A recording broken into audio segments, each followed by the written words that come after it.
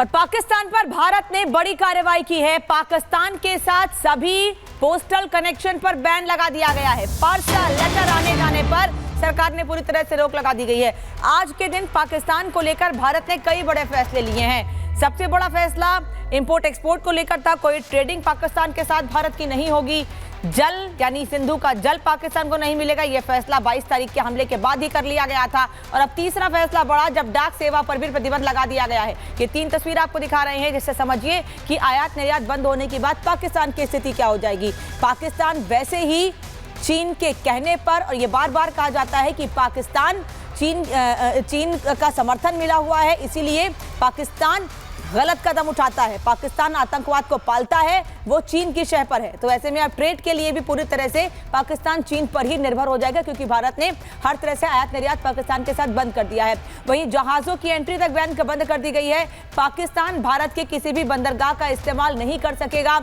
ये अब से कुछ देर पहले खबर आई थी, और अब तीसरी खबर ये आई है कि डाक सेवा पर भी पाकिस्तान से बैन हो गया है। यानी भारत कोई भी डाक सेवा पाकिस्तान उसका फायदा भारत से नहीं उठा सकता है। तो पहलगाम आतंकी हमले के बाद उत्तरी कश्मीर के गुलमर्ग में सुरक्षा और ज्यादा बढ़ा दी गई है। आतंकी गतिविधियों को देखते हुए वन क्षेत्रों में सुरक्षा बढ़ाई गई है और जवान मुस्तैद दिखाई दे रहे हैं। दिखाते हैं पूरी तैयारी इस रिपोर्ट में।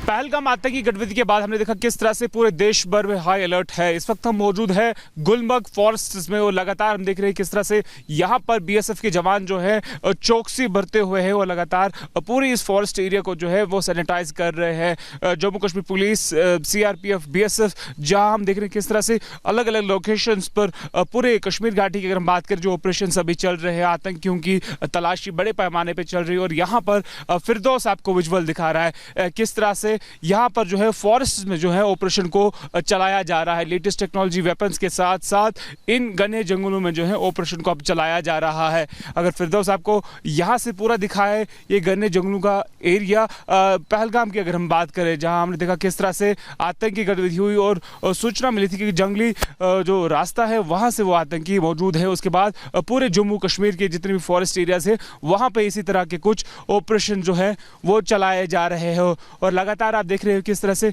पूरे एरिया की अगर हम बात करें, जिसको अंडर ऑब्जर्वेशन रखा जा रहा है। और लगातार हमने देखा पिछले कई दिनों से इसी तरह के ऑपरेशन जो है कश्मीर घाटी के अलग अलग हिस्सों में जो है रख रहे हैं। जम्मू कश्मीर पुलिस की बात करें या बीएसएफ की बात करें, ऐसे कुछ सेंसिटिव स्पॉट्स है जिनको मॉनिटर करने की ज़रूरत है, जहाँ पर देखी जा रही है पर्यटकों की जो मूवमेंट जो है जहाँ से ज़्यादातर होती है, उस जगह पर जो है इस तरह के जो है चेक पॉइंट्स भी लगाए गए हैं। नेशनल हाईवेज की अगर हम बात करें, या कुछ ऐसे घने जंगल है जहां पर इस तरह के ऑपरेशन जो है चलाए जा रहे हैं। पिछले कई दिनों से अगर हम बात करें, लगातार जो जम्मू कश्मीर की बात करें, इंटेलिजेंस एजेंसीज ने पहले से ही कहा है कि कुछ आतंकी संगठन है जो कश्मीर घाटी में किसी बड़े प्लान का अटैक करने का प्लान कर रहे हैं। लेकिन उसके ठीक बाद हमने देखा किस तरह से पूरे जम्मू कश्मीर के कुछ अलग अलग एरियाज हैं जहां पर हमने देखा किस तरह से सुरक्षा को और तेज कर दिया गया है। आगे हम आपको दिखाएंगे क्या कुछ एक्टिविटी ये कर रहे हैं, वो भी स्पेशल रिपोर्ट में हम आपको दिखाने जा रहे हैं। फिरदौस के साथ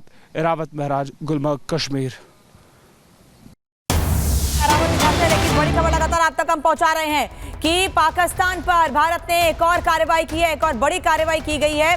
पाकिस्तान को लगातार भारत झटके दे रहा है, और अब ये जानकारी मिल रही है कि पाकिस्तान से किसी तरह के डाक सेवा का कोई भी डाक सेवा नहीं होगी पाकिस्तान के साथ।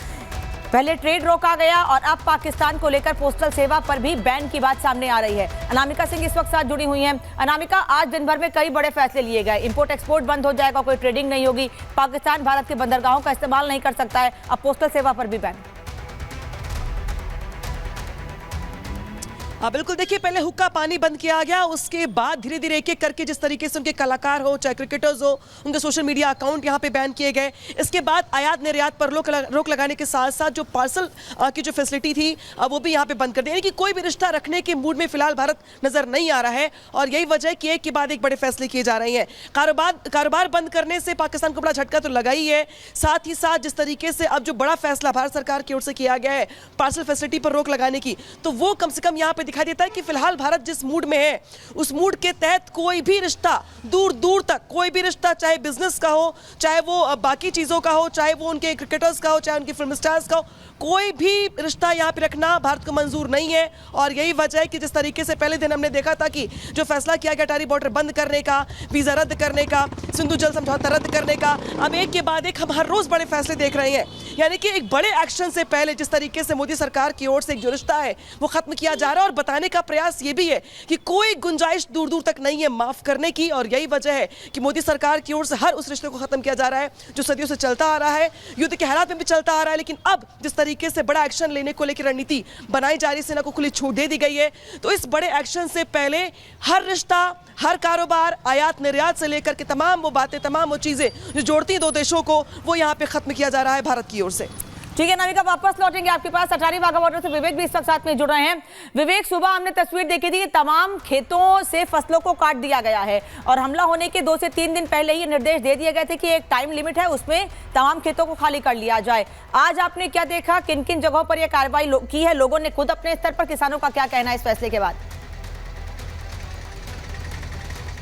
देखिए रामिका, सुबह से ही मैं इसे अटारी वाघा बॉर्डर पर बना हुआ हूं। मैं आपको ग्राउंड की तस्वीरें दिखाता हूं, उसके साथ साथ मैं ये बताऊंगा कि एक जो विध्वंस के पहले की शांति होती है ना, वो यहां पर अटारी वाघा बॉर्डर पर आपको फैली हुई दिख सकती है। मैं आसपास के इलाके में गया था, कई किलोमीटर में आज चला हूं पैदल, आसपास के जितने बॉर्डर के इलाके हैं वहां मैं देख रहा था कि आप देखेंगे बिल्कुल इस सन्नाटा पसरा है। इवन कि आज ये बॉर्डर पर जो आने जाने वाले लोग थे, जो लोग यहाँ से जा रहे थे, पाकिस्तान की ओर जा रहे थे, उसमें से एक भी शख्स नहीं आया। एक जो लेडी आई थी उसको वापस कर दिया गया है, अब वो फिर से जो कायदे कानून है उसके तहत आएगी। दूसरी बात यह है कि जो पार्सल और सारी चीजें, उससे जो आदान प्रदान बंद किया गया है। सबसे बड़ी बात यह है कि इस तरीके से जब दो देशों के बीच में युद्ध के हालात बनते हैं तो पार्सल और सारी चीजों में जो बायोलॉजिकल वॉर है, जिसको अक्सर उसकी की जाती है चर्चा, तो उसकी भी संभावनाएं बनती है। तो इस तरह से जब तनाव की स्थिति हो तो दो देशों के बीच में जो है इस तरीके के संबंध जो है वो तोड़ दिए जाते हैं। इसके तहत भी ये फैसला भारत सरकार का लिया गया है। सारे संबंध तोड़े जा रहे हैं, एक एक करके,